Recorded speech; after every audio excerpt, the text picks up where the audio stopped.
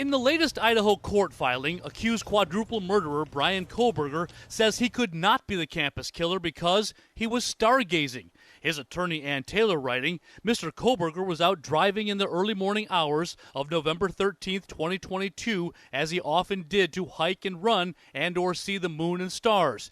He drove throughout the area south of Pullman, Washington, and west of Moscow, Idaho. It's the back half of the route police say Kohberger took as he returned to his apartment after brutally stabbing to death 4 students in their sleep, and it's based on his phone pinging cell towers along the way. His alibi says there's no evidence Kohberger's phone was near the scene at the time of the 4 a.m. murders.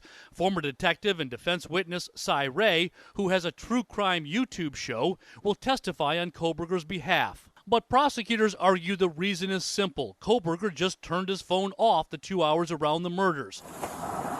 What prosecutors do have is video of a car matching Kohberger's leaving the murder scene, and the same vehicle later back at Washington State University where Kohberger was getting his doctorate in criminology.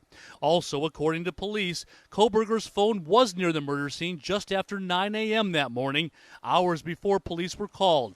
But the biggest hurdle for defense attorneys will be convincing jurors to dismiss a knife sheath with his DNA found next to one of the victims. If they feel that you're trying to insult their intelligence, they're going to come down very hard on Bryan Kohberger. The evidence itself is overwhelming. No trial date has been set, but in late June, Kohberger's attorneys will argue for a change of venue, saying that he can't get a fair trial in Latah County. In Seattle, Dan Springer, Fox News.